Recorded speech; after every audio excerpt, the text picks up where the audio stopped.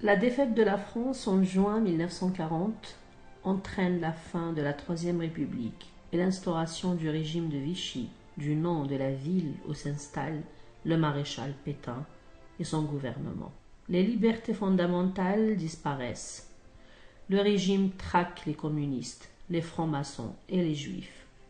Une résistance naît aussitôt, à laquelle de très nombreuses femmes et des enfants prennent part. Même si seuls les noms des grands résistants demeurent célèbres aujourd'hui. Bertolt Albrecht est l'une de ces femmes qui jouèrent un rôle éminent et bravèrent tous les dangers.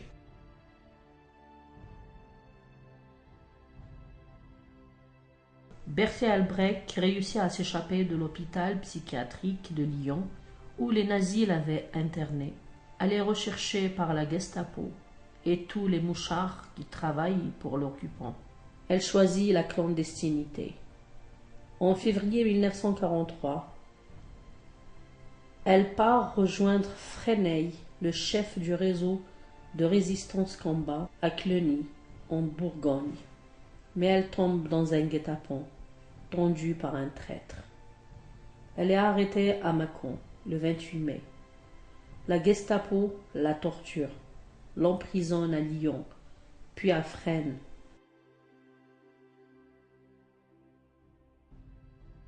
Sans doute, à bout de force, c'est pour éviter de parler sous la torture.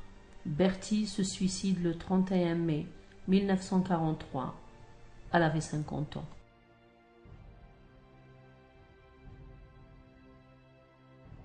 Berthild naît dans une riche famille protestante d'origine suisse qui vit à Marseille.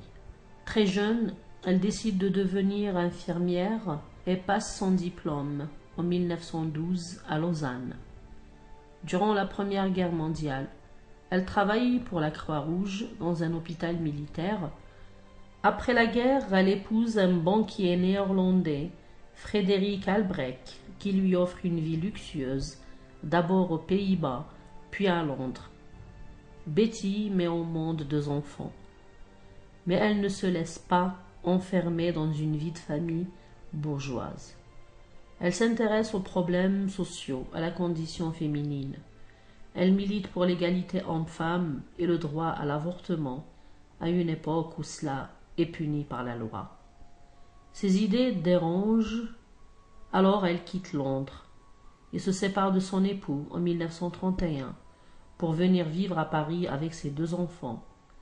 Elle adhère à la Ligue des droits de l'homme et crée en 1933 une revue féministe, Le Problème sexuel, qui défend le droit des femmes à la contraception et à l'avortement. Comme beaucoup de ses contemporains, Betty s'inquiète de la montée des dictatures en Europe. L'Italie est devenue fasciste en 1924 et l'Allemagne nazie en 1933. Le sentiment antifasciste se développe, on se rencontre, on parle, on essaie de faire front. Betty reçoit dans son salon des intellectuels, des artistes et écrivains. C'est dans ce cadre qu'elle rencontre en 1934 Henri Fresnay, un antifasciste nationaliste catholique, homme brillant de 12 ans son cadet, qui restera à jamais un ami, un compagnon de lutte et peut-être son grand amour. La question sociale passionne Betty, ce qui la décide à travailler en usine. En 1936, elle est nommée surintendante, l'équivalent du poste d'assistante sociale, dans une fabrique de matériel optique pour la marine. Son activité militante l'a conduit à aider les réfugiés victimes des dictatures qui affluent vers la France.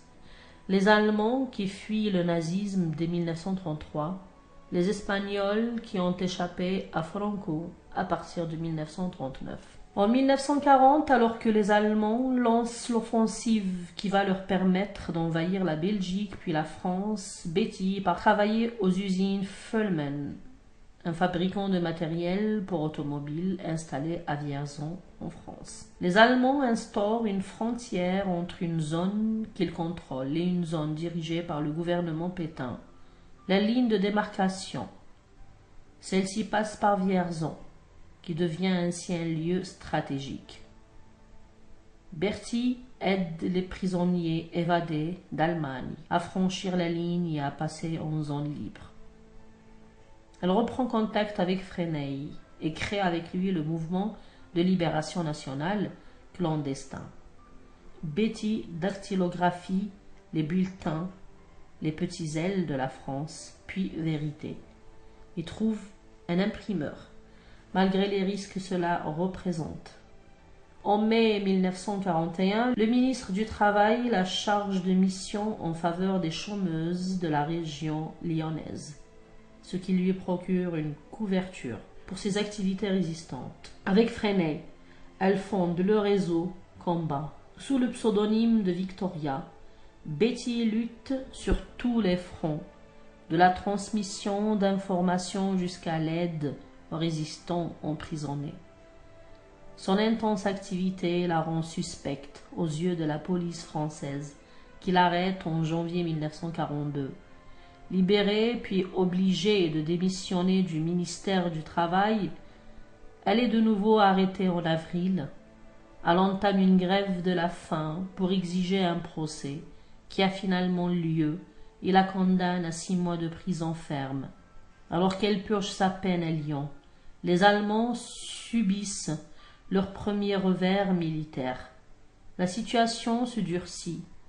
Afin de mieux contrôler le gouvernement Pétain et dans l'espoir de vaincre la résistance, les nazis envahissent la zone libre. Le sort des prisonniers résistants devient encore plus délicat. Berthy craint d'être déportée. Elle simule alors la folie et obtient son transfert à l'asile psychiatrique de Bron, une manœuvre habile qui permet à un commando de combat de la faire évader le 23 décembre 1942. Sa fille Mireille, alors âgée de 18 ans et engagée elle aussi en résistance, prend part à cette évasion pour sauver sa mère. Mais la volonté de Berthy de continuer la lutte en France, là où cela est le plus périlleux, lui est fatale. Arrêtée, torturée, elle se suicide.